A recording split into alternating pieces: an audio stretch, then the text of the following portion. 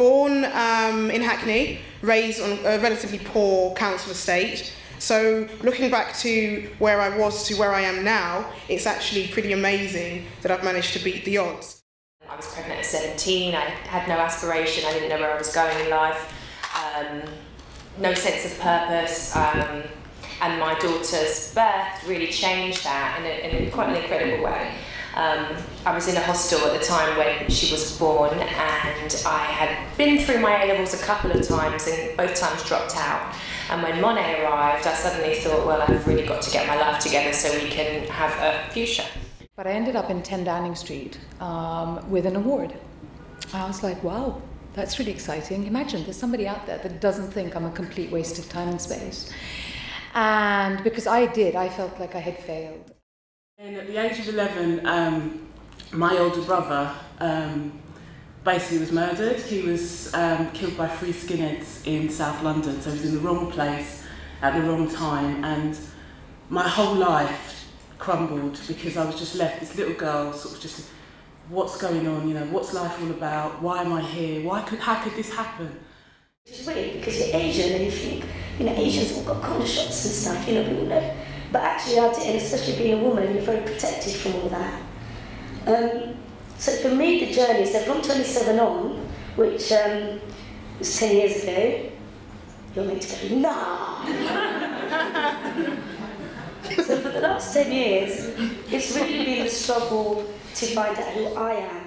Well, there may well be learning points from the journeys of our panellists that you might want to be asking about. How did you do this? How did you start? Where did you find the money? How did you keep going? How did you balance this and that? Whatever those questions might well be. But there also might be in a classic question time type of style. There might be questions about things that are going on at the moment that you might want to have a view about. Power of networking. Networking goes without saying because I followed Precious and other networking groups throughout my business career, but I didn't pinpoint specifically people. I didn't, you know, link up with Feluke properly and say, actually, Feluke, I loved what you've been doing. I always felt too small, too nervous, and too, oh, she wouldn't have the time, look at her. Do you know what I mean? Even though the resource was there and what she was doing was about bringing people together, I would never have emailed Feluke to say, let me get a one-to-one with you because you inspire me. It's only now, in the past few years, that even though I've still got my business, being slightly outside of my business a bit, I've been able to say, okay, you definitely need a mentor, you need a coach if you can afford a coach. You need the people who suck your energy, right? The people who are negative. And the most important thing that you can do when you're embarking on an independent endeavour is to be brutal, cut them people out of your life. I don't care how long you've known them. Cut them out of your life. You don't need people who suck your energy and are negative about you. You know, because our lives are so short, man. I've lived more than half mine. Think about that. You know, so come out and just hang out with people who've got positive attitudes. That's all. Yeah, that's true. Mendora, I can see your bike. That's true.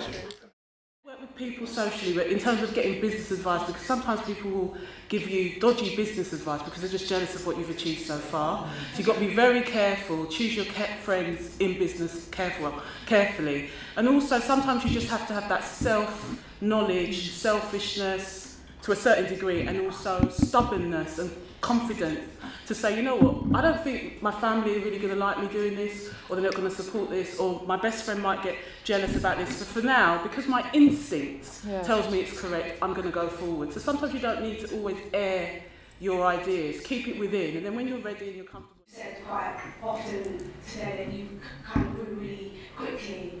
How did you manage that? Was that by having staff members, or how did you just manage that acceleration? I think is what I really like to know. It's really, it's something. Can you hear me at the back? Yeah. It's the thing I love the most about business, and that's the scariest, is it's about how much you grow. That I noticed a long time ago that my business grew as fast as I was prepared to grow, and that it was only ever me that stood in the way of my success. So when you're trying to grow it, it's your fear that you have to manage the most. So you have children. How do you manage the business with young children? Myself, and I'm in charge of my time, and you do work harder and longer hours, no question, but it's for yourself, so you don't ever resent it. and equally I can decide to have holidays whenever I like, and I never miss a thing, you know. So it's a trade-off. And again, now with the baby, you know, I'm able to, as I was just saying to Geeta, you know, if we have a bad night and he's up 4 times because he's teething, then we'll sleep till 10. But then I'll be on the computer till 3 in the morning just to make up. But I'm in charge, and I don't have to get up and be in anyone else's office. So that's the beauty of it. My offices are the basement of my house. I just get bigger houses, so I have space, right? I mean, it's just, you know, like the house gets taken over, and I still have people who say things like, oh, you work from home?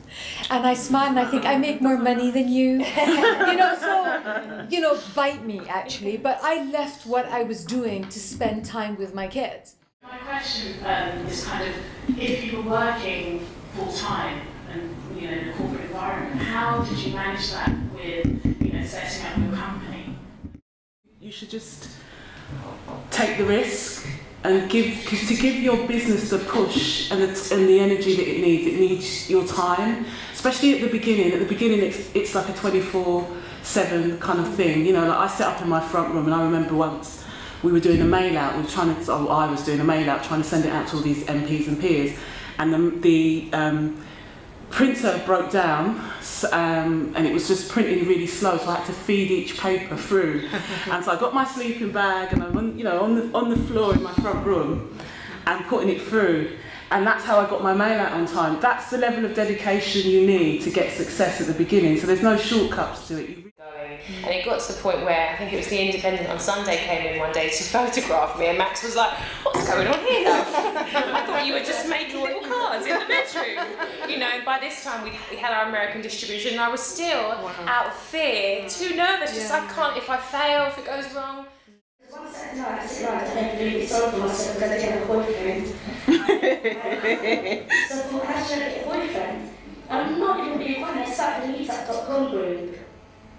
And that was like 5 months ago. Now I've got nearly 600 members, and now they're paying me membership fee to join every year and go to these events I organise. But it's a singles group, yeah. So, and that is growing very, very slowly, but I can see the potential, and I'm not going to rush it. You know, so it's okay to get things happening around me. I dig myself in there a couple of times. A little bit, yeah.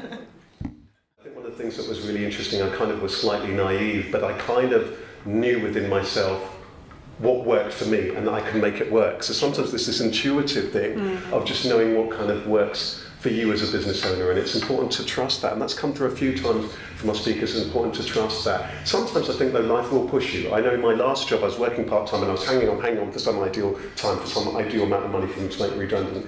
It didn't happen, and in the end I had to jump. And that was great, and I'm glad it did, and I'm glad there's lots of things that didn't work out right, so there's been lots of things that do not go in your favour in business that you learn powerfully. My question is to anyone that wants to answer is, how do you stay current and fresh and keep up to date what's going on in your industry? I bet you are also very busy, but how do you stay on top of it all? Thank you. Okay. Yeah, who wants to answer that one?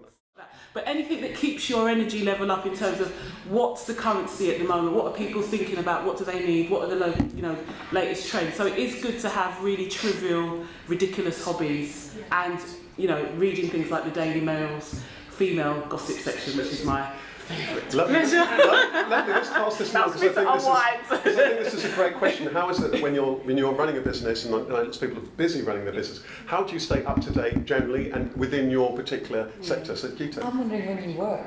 I do all this in the evening. So. There's one thing I want to say here, which may sound a bit weird, but I am what's current and fresh in my industry. Okay, I am. No, because I'm in the wellness and well-being industry. People look to see what we're doing to find out what is happening. We're very clear about that, because that's what my job is. My job is that when you come to me and say, I don't know how to, I have an answer.